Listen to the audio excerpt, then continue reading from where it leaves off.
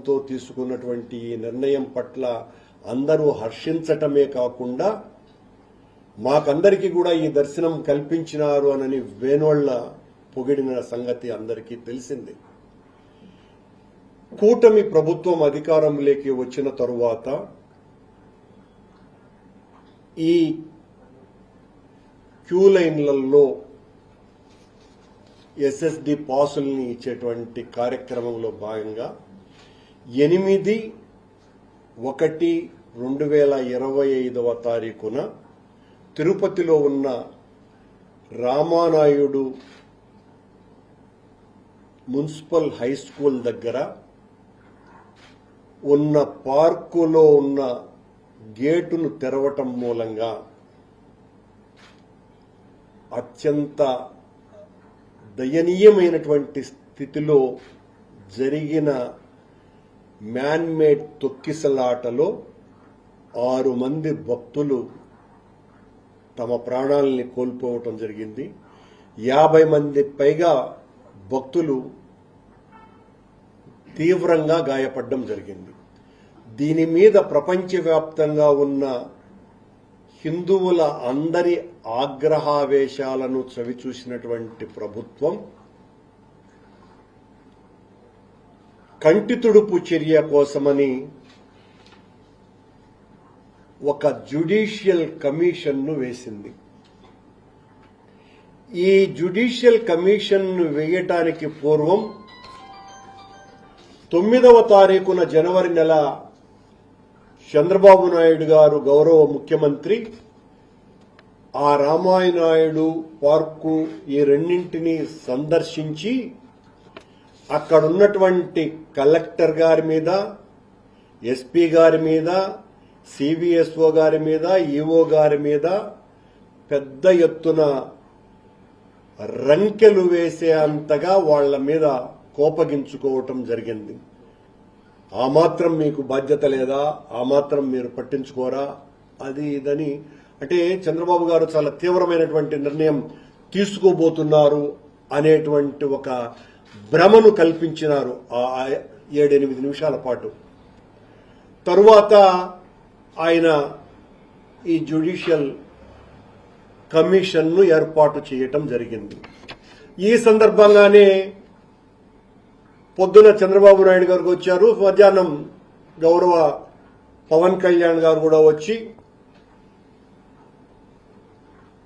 EO చైర్మన్ల మధ్యన ఏమాత్రము కూడా పొంతన కుదరటం లేదు, వాళ్ల మధ్యన అవగాహన రాహిత్యం ఉన్నది, దీనికి వెంటనే మీరు క్షమాపణలు చెప్పాలి జరిగినటువంటి దానికి మొత్తం అని ఈ రకంగా చెబితే తప్ప దీనికి మరొక గత్యంతరం లేదు అని చెప్పి నేను చెప్తున్నాను క్షమాపణలని ఆయన క్షమాపణలు కూడా చెప్పినాడు. సరే, దానికి చైర్మన్ గారు ఆయన చెప్తే నేను ఎందుకు చెప్పాలి క్షమాపణలు అని నసిగి ఆ తర్వాత ఆయన కూడా సన్నగా నొసిగినారు నేను క్షమాపణలు అన్నట్టుగా. సరే, ఇది ఈ తతంగమంతా అయిన తర్వాత ఈ ముఖ్యమంత్రి గారు వేసినటువంటి ఈ జ్యుడిషియల్ కమిషన్ కు ఒక 4-5 రోజుల ముందే అక్కడున్నటువంటి ఆ డైరీ ఫామ్ అధికారి హర్నాథరెడ్డిని, ఆ క్రైమ్ డిఎస్పీ రమణ కుమార్ని ఇద్దరిని సస్పెండ్ చేసి ఎస్పీ సుబ్బరాయుడు గారిని, జేఈఓ గౌతమి గారిని ఇద్దరిని కూడా, అలాగే డిఎస్పీ ఎస్పీ జేఈఓ గౌతమిని ఇద్దరిని కూడా ట్రాన్స్ఫర్ చేయటం జరిగింది.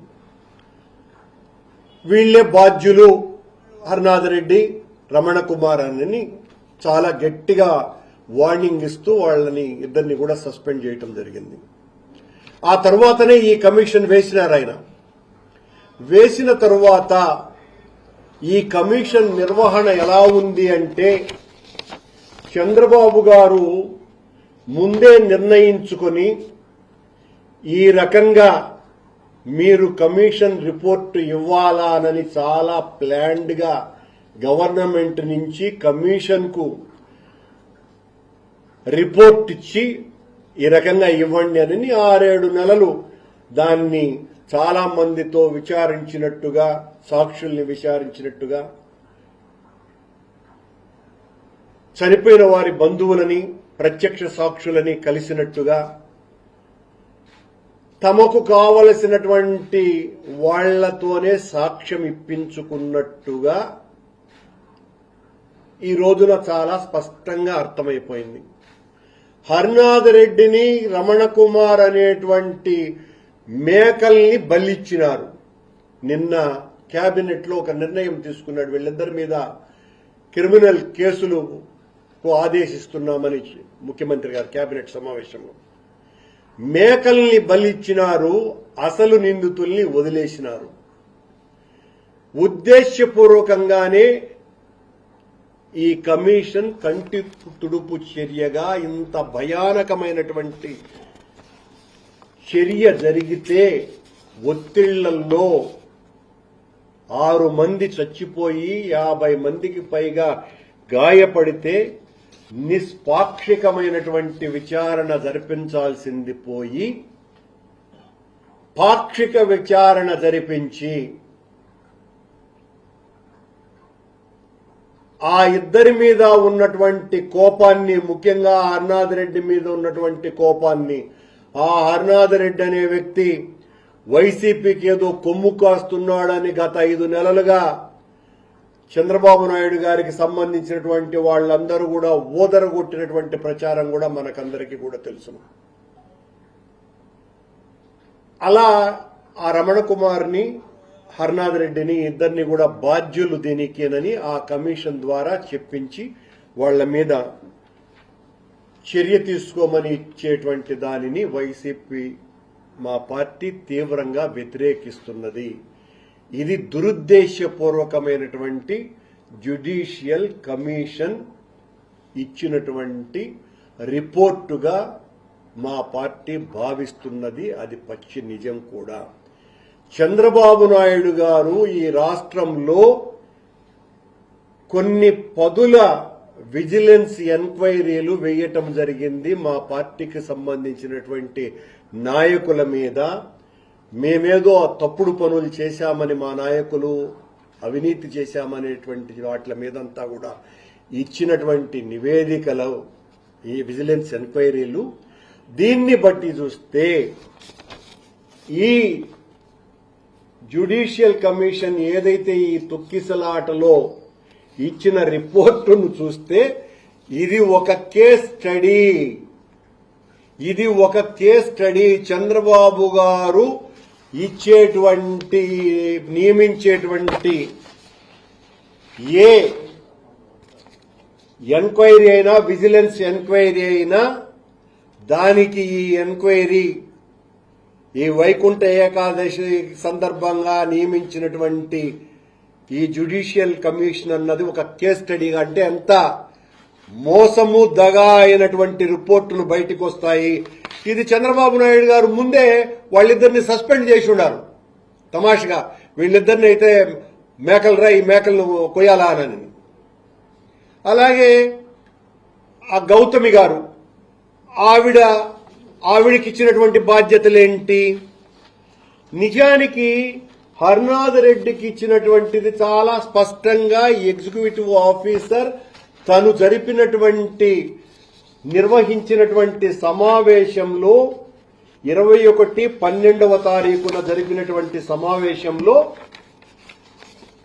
హర్నాథ్ రెడ్డికి ఇచ్చినటువంటిది ఏంటి? మెయింటెనెన్స్ టోకన్ ఇష్యూ కౌంటర్స్ దగ్గర అతనితో పాటు సూర్యప్రకాష్ అనేటువంటి ఒక ఎగ్జిక్యూటివ్ ఇంజనీరు కూడా సమానమైనటువంటి బాధ్యతలు ఇవ్వటం జరిగింది. ఇది చాలా అండర్లైన్ థింగ్. హర్నాథ్ రెడ్డితో పాటు సూర్యప్రకాష్ అనేటువంటి ఎగ్జిక్యూటివ్ ఇంజనీర్ ని కూడా సమానమైనటువంటి బాధ్యతలు. అలాగే క్యూ లైన్లో ఉన్నటువంటి లైన్లలో ఉండేటువంటి బాధ్యతల్ని ఆ law and order and vigilance వాళ్ళు, అంటే ఎస్పీ, సివిఎస్ఓలు బాధ్యులు, వాళ్లను కోఆర్డినేట్ చేసుకోమని జేఈఓ గౌతమి గారికి సమన్వయానికి ఆమెని నియమించటం జరిగింది. ఇవన్నీ కూడా ఈ ఎగ్జిక్యూటివ్ ఆఫీసర్ గారు ఇచ్చినటువంటి ప్రొసీడింగ్స్ లో ఉన్నటువంటి విషయం. అంటే లా అండ్ ఆర్డర్ చూడాల్సినటువంటి బాధ్యత సంబంధిత ఎస్పీది, సివిఎస్ఓది అని ఆయన ఇచ్చినటువంటి ప్రొసీడింగ్స్ లోనే ఉన్నది. అంటే అక్కడ బాధ్యత నిర్వహించవలసింది ఎవరండి? కానీ లోపల క్యూ లైన్లలోకి ఎంటర్ కానివ్వకుండా మా హయాంలో, ఈ సందర్భంగా ఇది కూడా చెప్పాలి, మేము రేపు మధ్యాహ్నం 2 గంటల నుంచి క్యూ లైన్లను ఓపెన్ చేస్తామని ఆ 2 సంవత్సరాలు మీరు స్పష్టంగా అది మేము అనౌన్స్ చేసినటువంటి విషయాలు కూడా మీరు చూడొచ్చు. మేము ఇస్తాము అని చెప్పి రాత్రికి ముందు రోజు రాత్రే 8 గంటలకే క్యూ లైన్లలో టోకన్లు ఇవ్వటం జరిగింది. తద్వారా ఆ 2 సంవత్సరాలు ఎక్కడ ఎవ్వరికి చిన్న తొక్కిసలాట కూడా జరగకుండా అందరికీ ఆనందంగా ఆ ఎస్ఎస్డి టోకన్లు లభించినాయి. ఇది పచ్చి నిజం. కానీ మీరు చేసినటువంటిది ఏంది? మీ ప్రొసీడింగ్స్ లోనే జనవరి 10, 11, 12వ తేదీలకు మాత్రమే ఆ మొదటి 2 రోజులు టోకన్లు ఇస్తామని చెప్పినారు. ఆ తరువాత పరిస్థితిని చూసి మిగతా 7 రోజులకు టోకన్లు ఇస్తామని ప్రొసీడింగ్స్ లో కూడా చెప్పినారు. ఇవన్నీ కూడా అన్ని కూడా ఓపెన్ గా ఉన్నాయి. అంటే తప్పెవరిది? దాని వలన 10, 12 తేదీలకే మనకు దర్శనం అయిపోతుందేమో అన్నటువంటి ఆందోళనకు అధికారులు కారణభూతులైనారు. భక్తులందరూ కూడా పెద్ద ఎత్తున వెయిట్ చేయడానికి ఆ కారణభూతులైంది అధికార యంత్రాంగం. దానికి సమాధానం లేదు. దీనికి సంబంధించి 2014లో ఒక చిన్న ఇన్సిడెంట్ జరిగినప్పుడు ఆనాటి సీనియర్ అధికారి అయినటువంటి ఐఏఎస్ అధికారి చందనా ఖాన్ గారు ఈ చంద్రబాబు గారి గవర్నమెంట్ లోనే ఒక ఎంక్వైరీ కమిటీకి వచ్చి ఆవిడ ఈఓనే ఏ రకమైనటువంటి ముఖ్యమైన ఫెస్టివల్స్ కు సంబంధించినటువంటి తొక్కిసలాటలు ఏవి జరగకుండా ఉండటానికి ప్రధాన భూమిక బాధ్యత వహించవలసినటువంటి వ్యక్తి ఎగ్జిక్యూటివ్ ఆఫీసరేనని చాలా స్పష్టంగా తన నివేదికలో కూడా ఆవిడ గవర్నమెంట్ కు తెలుపటం కూడా జరిగింది. అది తెలపకపోయినా కూడా బీయింగ్ ఎగ్జిక్యూటివ్